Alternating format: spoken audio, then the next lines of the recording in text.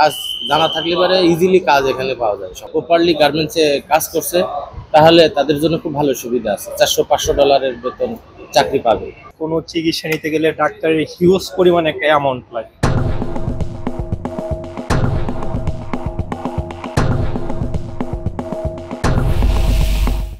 আসসালামু আলাইকুম দর্শক, একেবারেই যাবার পথে এয়ারপোর্টে বসে আছি।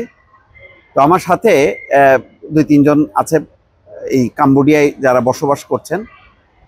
এখানে কাম্বোডিয়ায় আপনাদেরকে বলে রাখি, বাংলাদেশের কিন্তু কোনো দূতাবাস নেই, কিন্তু আমাদের জনসংখ্যা কিন্তু বাড়ছে এবং তারা গড়ে আমি যতটুকু শুনলাম যে $500-600 তারা ইনকাম করছে এবং খুব সহজেই মোটামুটি আসতে পারছে। কেননা মেডিকেল ওই যে পরীক্ষা দাও, নানান রকম যে জটিলতা আছে, ম্যান পাওয়ার মানে রেগুলার ম্যান পাওয়ারের যে সিস্টেম, ওই সিস্টেমের বাইরে কিন্তু তারা খুব সহসায় আসতে পারছে এবং আসার পর তারা কোনো না কোনো কোম্পানিতে আছে এবং বিশেষ করে চায়নার প্রচুর ইনভেস্টমেন্ট হচ্ছে, যার কারণে এখানে বাংলাদেশিদের কর্মীদের এখন চাহিদা বাড়ছে। কিন্তু যদি এখানে একটা এম্বাসি হয় তাহলে এই তাদের ভিসা নবায়ন করা সহ তাদের অন্যান্য যে সুবিধা অসুবিধাগুলো এগুলো কিন্তু দেখভাল করতে পারবে। এখানে প্রবাসীদেরও তেমন একটা দাবি। দর্শক, ছোট ছোট করে কিছু বক্তব্য নেই। ভাইয়ের নাম কি? আমার নাম জীবন। জীবন, পুরো নাম? নূর আলম জীবন। নূর আলম জীবন। এখানে বাংলাদেশি যারা আছে, একটা কমিউনিটি তো আস্তে আস্তে আমাদের এখানে দাঁড়াচ্ছে, তাই না? জি জি। তো এদের এখন চাওয়াটা কি কি চাওয়া, মানে কি কি সমস্যা ফেস করে এবং তার প্রেক্ষিতে বাংলাদেশ সরকার কি করতে পারে? আসলে এখানে যখন আমরা প্রথমে আসি তখন এই জায়গাতে তেমন কিছুই ছিল না। বাংলা খাবার, একটা রেস্টুরেন্ট খুঁজতে হলেও একটু সমস্যা ছিল। তো এখন আপাতত ডে বাই ডে দেখা যাচ্ছে যে এগুলা প্রচুর বাঙালি আসছে এবং বাঙালি মার্কেটটাও হচ্ছে এখানে। বাংলাদেশিদের কর্মসংস্থান, হোটেল দিচ্ছে, কেউ আমি দেখলাম যে সেলুনও পর্যন্ত আছে। হ্যাঁ, সেলুন ছিল না, সেলুন এখানে অনেকগুলো। হোটেল কয়টা আছে? হোটেল সেলুন অলমোস্ট 4-5টা হয়ে গেছে। আর হোটেল রেস্টুরেন্ট? হোটেল তো আমার নমপেন শহরে তাও প্রায় 15-20টা হয়ে গেছে। 15-20টা? এগুলি কি শুধু মানে খাওয়ার না থাকারও সুবিধা আছে? থাকা খাওয়া সব মিলায়ে কোনোটা ম্যাক্সিমামই আপনার হচ্ছে গেস্ট হাউস সহ খাবার। গেস্ট হাউস সহ? আচ্ছা আচ্ছা, তার মানে আমাদের একটা কমিউনিটি ডেভেলপ করতেছে। জি জি। আচ্ছা, তো আমাদের এখন এই যে মানুষজন আসছে, আমাদের যেহেতু কর্মসংস্থানের অভাব বাংলাদেশে, তো তারা এখন যে আসার পর এখানে যদি আমাদের একটা দূতাবাস, অনেকে বলছে দূতাবাস দরকার। হ্যাঁ, এটা তো কয়েকটা কারণে প্রয়োজন। যেহেতু এখানে মারা গেলে বাংলাদেশে যাওয়াটা খুব কঠিন হয়ে যাচ্ছে। মনে করেন যে হিমাগারে প্রায় মাসখানেক থাকা লাগে। ডকুমেন্টস থাইল্যান্ড থেকে নিয়ে আসার পরে তারপর থেকে এখানে লাশ গেছে কিনা আমার মনে হয় না যে আমি শুনছি কখনো। এরকম কোনো কিছু পাই নাই। এরকম আশা করছি যে যদি এটা হয় তাহলে বিশেষ করে বাংলাদেশি আমরা যারা আছি অনেক সুবিধা হবে। মেডিকেল সেকশনটা খুবই খারাপ, চিকিৎসার জন্য এরা কষ্ট পায় বা ভালো মানে ভাষাগত প্রবলেমের কারণে বোঝাতে পারে না। এইসব কারণে এটা হওয়া অবশ্যই প্রয়োজন আছে। মাসুম, আমার নাম এমডি মাসুম মিয়া। এমডি মাসুম। দেশের বাড়ি কোথায়? কিশোরগঞ্জ, ইটনা থানা। কিশোরগঞ্জ। আচ্ছা, তো এখানে কত বছর? আমি এখানে অলমোস্ট 6 ইয়ার্স। 6 বছর? জি, 18 সালে আমি এসেছি। 18 সালে? আচ্ছা আচ্ছা, তাহলে তো করোনার আগেই। জি জি জি। তো এখানে অভিজ্ঞতাটা কি, মানে এখানে আমাদের কমিউনিটির অবস্থাটা কি বা তাদের সুবিধা অসুবিধা কি আছে?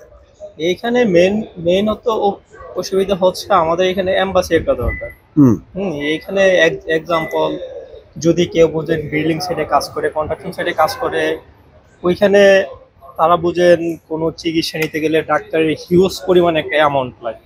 আচ্ছা, হিউজ পরিমাণ একটা অ্যামাউন্ট লাগে এবং ওই দেশের ডাক্তার ওই রকম আমাদের ইংলিশও আছে ওইরকম বুঝে না। তার জন্য আমাদের চিকিৎসার ক্ষেত্রটা ইম্পর্টেন্ট, আর হচ্ছে এম্বাসিটা ইম্পর্টেন্ট।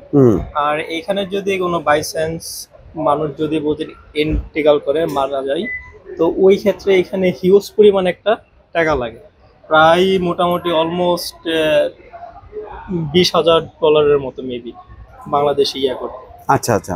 তো এটা আমাদের এখানে যদি একটা এম্বাসি হইতো তাহলে আমাদের জন্য একটা বেটার হইতো আর কি, বাংলাদেশের জন্য সবার জন্য। আচ্ছা, তো যদি এম্বাসি হয় তাহলে কি আমরা আমাদের এখানে কি বৈধভাবে আমাদের ম্যান পাওয়ার কি আসতে পারবে? জি জি জি, অবশ্যই। অন্যান্য দেশে যেমন যায় মালয়েশিয়া বা মিডল ইস্টে, সেটাও সম্ভব হবে? জি জি, অবশ্যই ওইটা। আচ্ছা, যে কাজের সুযোগ আছে কি, মানে কর্মসংস্থানের কি যথেষ্ট ইয়ে আছে কিনা, প্রয়োজন আছে কিনা? প্রয়োজন আছে কিন্তু ওই রকম না, মিডিয়াম আছে, মিডিয়াম। আচ্ছা, এখানে চাইনিজ অনেক ইনভেস্টমেন্ট নাকি চলছে এবং চাইনিজ অনেক ইনভেস্ট চলতেছে, আশা করি ভবিষ্যতে আরো ভালো তো হবে। সেখানে কি আমাদের কর্মসংস্থান বাড়ছে না? হ্যাঁ হ্যাঁ অবশ্যই। আচ্ছা, তা কেউ এসে কি বেকার থাকে এরকম? বেকার থাকে এখানে অনেক, বুঝেন যারা এজেন্ট আছে ওরা যদি বিচার না করে দেয়, কাজ না দেয়, ওই ক্ষেত্রে বেকার থাকে। হ্যাঁ, এখন যে কাজটা শিখে যদি না শিখে আসে, এমনি যদি সাধারণ মানে অদক্ষ আসে তাহলে তো তারা বিপদেই পড়বে। হ্যাঁ তাই না? বিপদে পড়বে, এবং হচ্ছে তারা যদি চায় বিল্ডিং সাইডে কাজ করতে পারবে হ্যাঁ হ্যাঁ। হেল্পার হিসেবে। হুম হুম হুম। এই আর কি। এখানে এদের চাহিদা কেমন? যারা দক্ষ মানে যারা টেকনিক্যাল কাজটা জানে তাদের চাহিদা কেমন? হ্যাঁ অবশ্যই টেকনিক্যাল যারা আপনার গার্মেন্টস সেকশনে যদি কেউ কাজ জানে, হ্যাঁ ওরা যদি প্রপারলি গার্মেন্টসে কাজ করছে তাহলে তাদের জন্য খুব ভালো সুবিধা আছে। $400-500 বেতন চাকরি পাবে। পাবে। কনস্ট্রাকশনেও যারা কাজ জানে প্রপারলি, যারা মিস্ত্রি, হেড মিস্ত্রি হ্যাঁ বা হ্যাঁ। এরা জানে, তাদের জন্য কাজ আছে। কিন্তু সাধারণ কোনো কাজ জানা না থাকলে তাদের জন্য খুবই অসুবিধা। কাজ জানা থাকলে পরে ইজিলি কাজ এখানে পাওয়া যায়, সম্ভব সম্ভব। সম্ভব। দর্শক শুনলেন দুই ভাইয়ের কাছে, এরা তো দেখলেনই, একজন 3 বছর আরেকজন 6 বছর আছে। তো তাদের সেই চাওয়াটা এখানে একটা দূতাবাস খুবই প্রয়োজন, এবং দূতাবাস শুধু আসা মানে থাকাটাই দরকার না, বৈধভাবে যাতে আমাদের ম্যান পাওয়ার এই দেশে আসতে পারে সেই ব্যবস্থাটা এখন সরকারকে উদ্যোগ নিতে হবে। যেহেতু কর্মসংস্থানের একটা সুযোগ আছে, সরকার যদি কূটনৈতিক প্রচেষ্টা চালায় তাহলে এই সুবিধাটা যদি হয় তাহলে আমাদের কর্মসংস্থানটা বাড়বে। এখানে অনেকে বলছেন যে সামনে প্রচুর চাইনিজ বিনিয়োগ হবে, তো বিনিয়োগের মতন এখানে কর্মী যথেষ্ট নেই, তো বাংলাদেশিরা সেই জায়গাটা পূরণ করতে পারে। আর একটা হলো যে দক্ষ কর্মী যারাই আসবেন তারা কাজ শিখে আসবেন, তাহলে আপনার কিন্তু আপনার বসে থাকতে হবে না। যদি কাজ না শিখে আসেন তাহলে কিন্তু বিপদে পড়বেন। তো অনেকগুলো চিন্তা ভাবনা করে এবং সরকারের একটা উদ্যোগ যদি নেওয়া যায় তাহলে কিন্তু কাম্বোডিয়া আমাদের জন্য একটা নতুন শ্রম বাজার হবে। এখান থেকে বৈধ উপায়ে প্রচুর রেমিটেন্সও বাংলাদেশে যাবে, যেটা অনেক বেশি দরকার। দর্শক ভালো থাকবেন, আল্লাহ হাফেজ।